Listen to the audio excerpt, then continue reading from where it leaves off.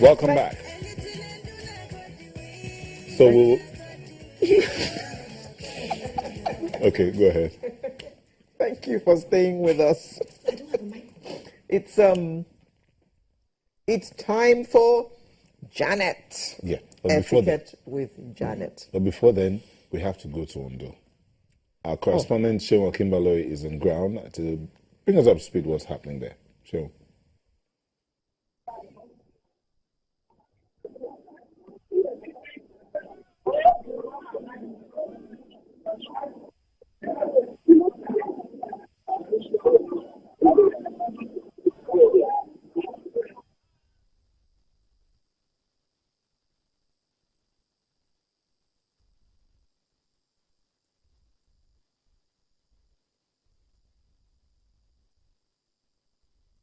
Or was that of people, some members of the electorate who had come out to vote?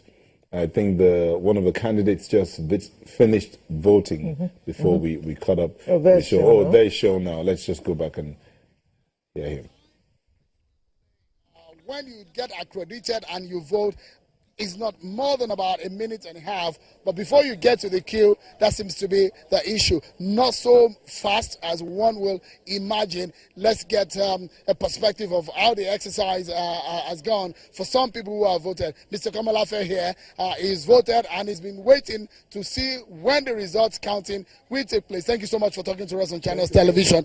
How long did you stay before you get accredited and voted? It is the queue. The queue is not moving well, but after you get to the polling administrators, yeah, it's moving. There is no problem.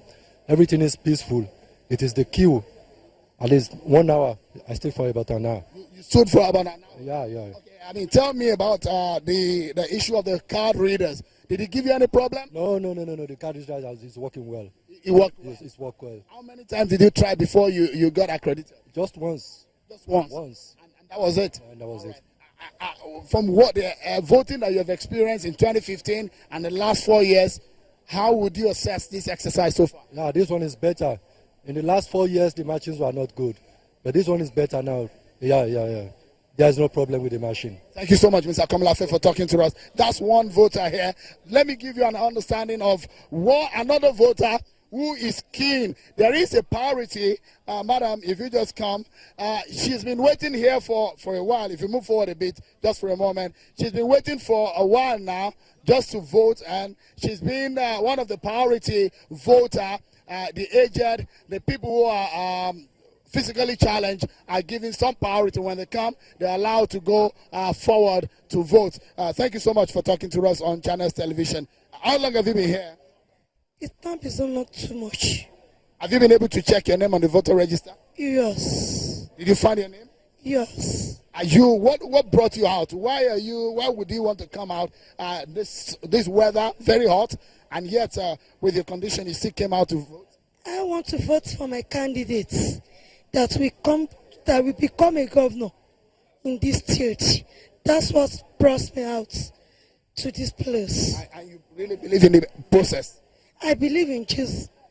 You believe that it's going to be free and fair? Yes. Thank you so much for talking to us on Channels Television. That's another vote here, though yet to vote. But we've been going around town and we caught up with one of the resident electoral commissioner, Mr. Olusegun Agbaje, and we asked him about his exercise, and this are his thoughts about the process.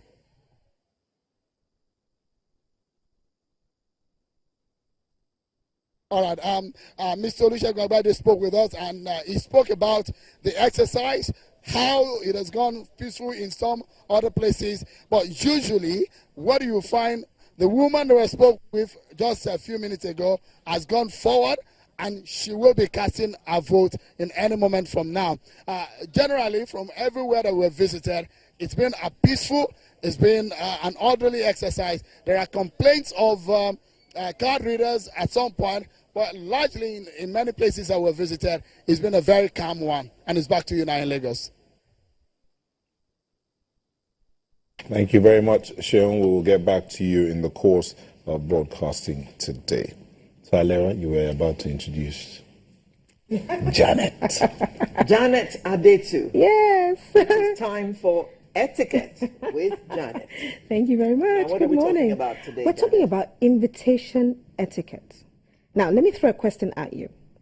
This is a season for many events. In fact, all year round, we keep getting invitation cards.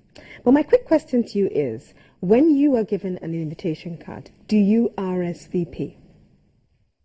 When it says you should, yes.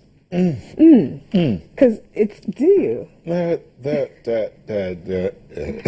goes. Or is it given? When it says Is you it given should, that you're coming? And if you're not coming, do you tell them that you're not coming? Or you just don't show up? But the truth is, Yeah. sometimes we do the RSVP, as in we do call to say, okay, sorry, I can't make it. But oftentimes you have this thing of, I will come, Yeah. I'll go. I mean, Yeah. definitely. Some people- Then I know what something you comes mean. up, yes. I know what you mean. Most of the time, when you don't respond, it is assumed that it's because you are coming. Yes. Well, you know how they say silence means consent in some places, but it's not always the case. And there are some events where they're counting on the number of people that are going to come because that's where the logistics come in. So you find some people, if it's a corporate event, you find maybe the PA is calling around. But if it's a social event, like weddings, for instance, if you are the host, do you just provide for everyone thinking that they will come or they won't come? Or if you're the guest, will you actually kindly say, yes, I'm coming to that wedding, or it's assumed that you're coming? Because sometimes you get a wedding that is so overcrowded and food is passing over your head, you don't get anything to eat. Now, is it that the host didn't plan for you, or is it that they just had it open for free and all for everyone? Yeah, but most times they don't even ask you to RSVP. It's etiquette too. It's Assumed. card admits, and you know. Well, it's an assumption Okay, that the everyone's coming. RSVP is usually at the base of the card Yes, or one yes. corner. So we'll get there. I just wanted to throw that question out to you. But you know, weddings, golden mark birthdays, funerals, corporate events, launches, you name it. We always get these invitations. Now, it's not to say that every time the invitation will come physically. Sometimes it's an email, it's a WhatsApp, it's an evite that actually tells you accept, you're coming or you're not coming. You know, but the assumption is we really want to know how many people are coming. So you're given an invitation. Unless it's really close family, okay, it's assumed I'm going to come because we're family. But do you always tell people you're coming or you're not? And don't forget, there are some people that go to events and they take a friend along with them, or they take a guest along with them without telling the host. Now, that's not really good conduct. Janet, I think with the recession, more people are going to actually want you Yeah. to confirm if you're going to come, so that it'll take, you know, they can Yes, so manage that their they catering and all yes. that. And don't forget, sometimes the venue you've also chosen can only accommodate so many people. But then you So find don't some invite people. more than the place can accommodate. But then again, you know, the environment that we live in as well, one invite, this is how my husband actually analyzes it. He says one invite is usually going to be with 4 people. So you are expecting one person to come, but for 10 up. On one card. Yes, on one card. So you've actually done table arrangement for 10 people. The truth is, 15 people or 16 people are going to likely sit on that table. Then why am I saying this? Because with some invitations too, you find out that they've written only Mr. there, but they expect Mr. and Mrs. to come, and sometimes even family. And then because some people don't call to ask, can I come with my spouse, or can I bring my children? Even though they see their name, they bring the entire family. So one person who is a family of 5 is coming with 5 people, and you haven't budgeted for that. But anyway, having said that, with invitation cards, I would say, especially in our environment, when it's a physical invitation card, like some of the ones you're seeing with us here, and I'll go through them in a bit. When it's a physical one, it's more formal. And sometimes some people are able to sort of judge how that party or that event is going to be just based on that invitation card. And sometimes the beauty of the invitation card tells you the class of that invitation. Do you understand? So Yeah. sometimes people see through an invitation card and they say it has some kind of hidden expectation on the beauty of that invitation card. All right? I have quite a few invitation cards here. But the truth is, with invitation cards, when do you give them out?